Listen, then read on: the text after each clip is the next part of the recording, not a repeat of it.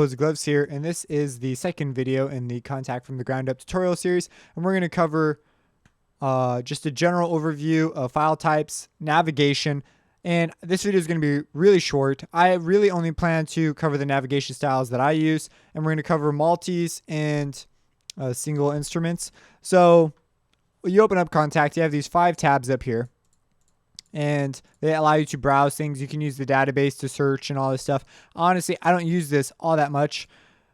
These are like ladder videos if I want to get into it, but I usually use the libraries tab. In order to get library in the library tab, you have to contact native instruments and you work with them. It's a paid privilege to have this. So as an independent developer, you will not be able to put your library in the library tab unless you hacker or something.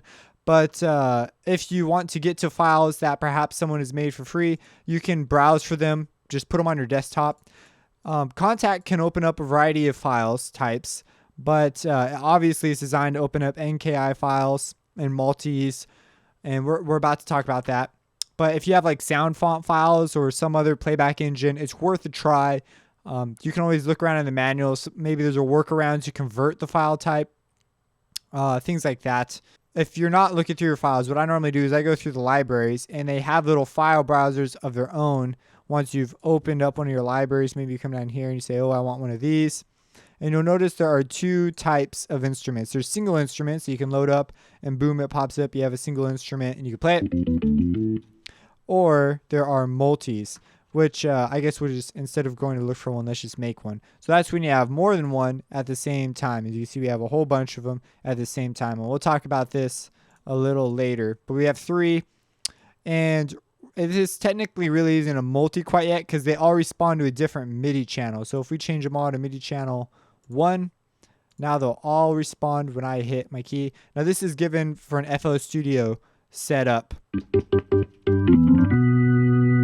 It may be different in your particular DAW, but they all react at the same time. I'm not really going to focus on setup too much in Kontakt. Maybe like later on down the line, I'll do some setup videos, but I'm going to assume that you've got Kontakt working, and we're going to focus more on the functionality at the beginning of this series at least.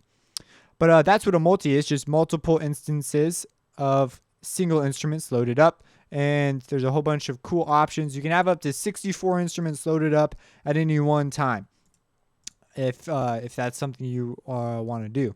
And you can also add scripts for your multis independently. I don't believe we're going to touch that at all really throughout this series.